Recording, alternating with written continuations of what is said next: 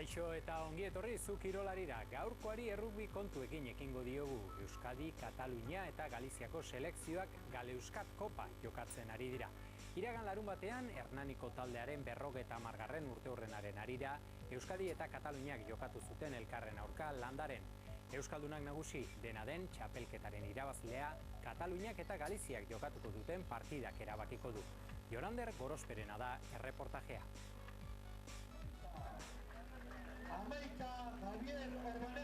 Galeuskat Kapeko etxeko partida jokatzeko egoitza aproposagorik ezin zuen aukeratu Euskal Federazioak. 50. urteurrena ospatzen ari den Hernani klubaren egoitza alegia landaretoki. Aurrez aurre bi selekzio gazte, oso gaztea Kataluniarrena eta baita Euskadiko ere, naiz eta tartean veteranoren bat edo beste izan.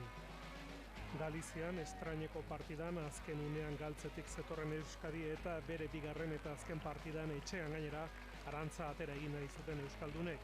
Partiduko lehenengo entxekua Euskadiren aldekoa izan zen.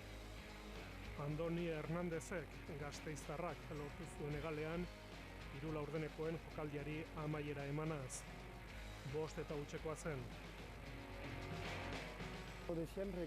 Gure joko dinamikoa ezin dugunean burutu beti arazoak. Zerbait azaltzen da, lana hor dago, baina errugbian funtseskoa da borroka.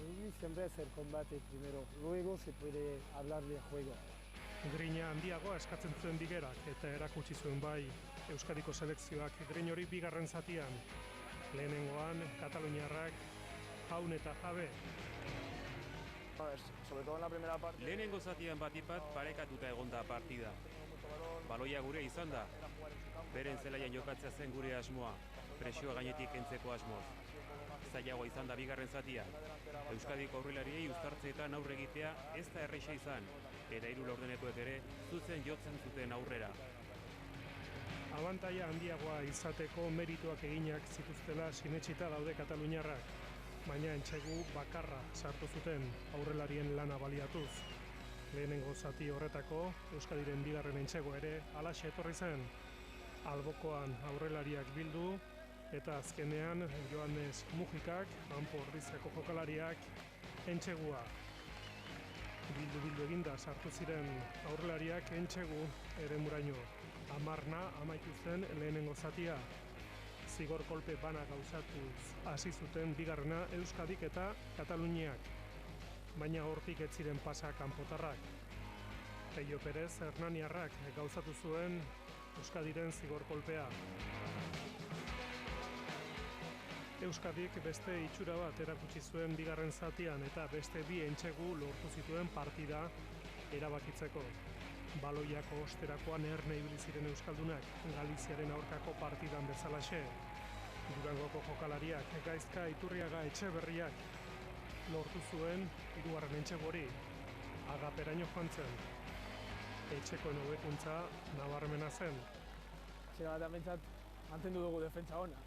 Gero ja bigarren zatean uste dut ulertu garela gehiago, hasi gara baloia irekitzen, ulertu dugu euren jokoa zelakoa zen eta horretan ibile gara eta azkenean etxegoa lortu ditugu, eta puntua lortu ditugu irabazteko. Partida erabakizun entsego ere kontraerasoan etorri zen. Zelai erdian Kataluniarrek gaizki jokatutako baloiari etekin polita atera zioten Euskaldunek. Josuk Carrillo joztu zuen baloia eta entsegua Oier Garmendiarena da.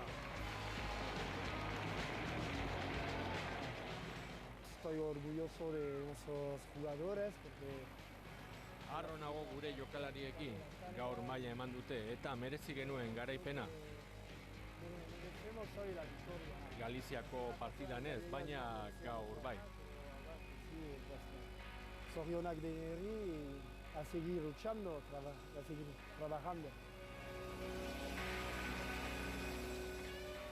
25-13 irabazi ostean Euskadi, Galiziarrek eta Kataluniarrek jokatuko duten partidaren emaitzaren zain geratu beharko du Galeuskat Kapa irabazten duen ikusteko.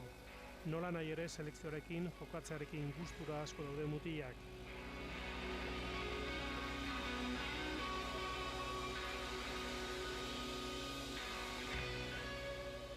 Naiz eta ofizialeran ez jokatu, euskal kirolari batentzat bere nazioa defenditzea kamiseta baten barruan, hore bat dela, eta azkenan bueno, ofizialtasun horretan lan egiteko, azkenan horrelako txapelketak egitea beharrezkoa dira. Azkenan 3 selekzioak dira ez ofizialak, eta bueno, horretan burruka egitea ona da, uste dut.